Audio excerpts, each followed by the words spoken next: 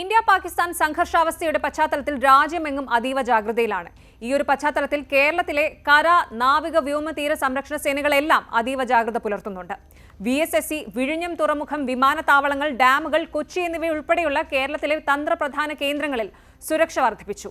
രാജ്യത്തിന്റെ തെക്കൻ അതിർത്തിയിൽ കേരളത്തോട് അടുത്ത് കിടക്കുന്ന ശ്രീലങ്കയിലും മാലദ്വീപിലും പാകിസ്ഥാന്റെ ചാര ഏജൻസിക്ക് ശക്തമായ ബന്ധങ്ങളുള്ളതിന്റെ അടിസ്ഥാനത്തിലാണ് കനത്ത സുരക്ഷ ഏർപ്പെടുത്തിയിരിക്കുന്നത്. ഇടുക്കി ഉൾപ്പെടെയുള്ള വലുതും ചെറുതുമായ 81 ഡാമുകൾക്ക് പതിവ് സുരക്ഷ തുടരുന്നുണ്ട്. കൊച്ചിയിൽ കടലും കരയും ആകാശവും ശക്തമായ നിരീക്ഷണത്തിലാണ്. കൊച്ചിയിൽ സദേൺ നേവൽ ബേസ് ഉൾപ്പെടെ 15ലേറെ തന്ത്രപ്രധാന കേന്ദ്രങ്ങളുണ്ട്. ഇവയെല്ലാം ശക്തമായ നിരീക്ഷണത്തിലാണ്. കനത്ത സുരക്ഷയും ഏർപ്പാടാക്കിയിട്ടുണ്ട്. തന്ത്രപ്രധാനമായ പ്രതിരോധ ഗവേഷണ സ്ഥാപനങ്ങളുടെ സാന്നിധ്യം കാരണം തലസ്ഥാനം അതീവ ജാഗ്രതയിലാണ്. തിരുവനന്തപുരം ശ്രീ പത്മനാഭസ്വാമി ക്ഷേത്രം, തുമ്പയിലെ വിക്രം സാരാഭായ് സ്പേസ് സെന്റർ, വലിയമലയിലെ liquid propulsion system centre, Vattiyoorkavu integral systems unit, പ്രധാന റെയിൽവേ സ്റ്റേഷനുകൾ, തിരുവനന്തപുരത്തെ കുടപ്പനക്കുന്നിലെ ദൂരദർശൻ സെന്റർ, സെക്രട്ടേറിയറ്റ്, നിയമസഭാ മന്ദിരം എന്നിവയുൾപ്പെടെയുള്ള 26 സ്ഥലങ്ങൾ തന്ത്രപ്രധാനമായ സ്ഥലങ്ങളാണ്. വിഴിഞ്ഞം, കൊച്ചി തുറമുഖങ്ങളിലും ഉയർന്ന സുരക്ഷ ഏർപ്പെടുത്തിയിട്ടുണ്ട്. പോലീസും ഇന്റലിജൻസ് ബ്യൂറോയും സോഷ്യൽ മീഡിയയിലും നിരീക്ഷണം ശക്തമാക്കിയിട്ടുണ്ട്. പാകിസ്ഥാനുമായുള്ള സംഘർഷത്തെക്കുറിച്ച് തെറ്റായ വിവരങ്ങളും വർഗീയ പ്രചാരണങ്ങളും പ്രചരിപ്പിക്കുന്നവരെ കസ്റ്റഡിയിലെടുക്കും. ഓപ്പറേഷൻ ചക്രവ്യൂഹ എന്ന പേരിൽ കേന്ദ്ര ഏജൻസികൾ സൈബർ പാട്രോളിംഗ് നടത്തുന്നുണ്ട്.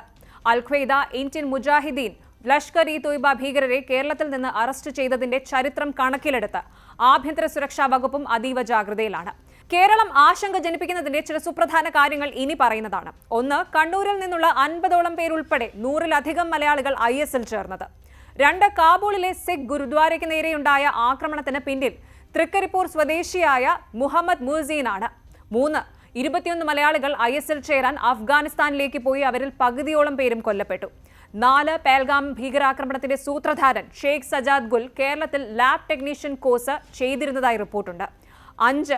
പെരുമ്പാവൂരിൽ നിന്ന് 3 ആക്റ്റീവ് ബോഡോലാൻഡ് പ്രവർത്തകരെ IB കണ്ടെത്തി. 6. കൊല്ലം കുളത്തൂപ്പുഴ വനമേഖലയിൽ പാകിസ്ഥാൻ നിർമ്മിത വെടിയുണ്ടകൾ കണ്ടെത്തിയിട്ടുണ്ട്. ഈ സാഹചര്യങ്ങളൊക്കെ പരിഗണിച്ച് മലയാളികൾക്ക് വേണ്ടി കേരളത്തിൽ കൺട്രോൾ റൂം തുറന്നു. അതിർത്തി സംസ്ഥാനങ്ങളിലെ കേരളീയർക്കും മലയാളി വിദ്യാർത്ഥികൾക്കും സഹായവും വിവരങ്ങളും ലഭ്യമാക്കുന്നതിനായി മുഖ്യമന്ത്രി പിണറായി വിജയന്റെ നിർദ്ദേശപ്രകാരം സെക്രട്ടേറിയറ്റിലും നോർക്കയിലും കൺട്രോൾ റൂം തുറന്നിട്ടുണ്ട്.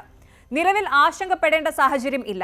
അധികൃതർ നൽകുന്ന നിർദ്ദേശങ്ങൾ പാലിച്ച് സുരക്ഷിതരായിരിക്കുക. സഹായം ആവശ്യമുള്ള പക്ഷം കൺട്രോൾ റൂം നമ്പറിൽ ബന്ധപ്പെടാമെന്ന് അധികൃതർ അറിയിച്ചു.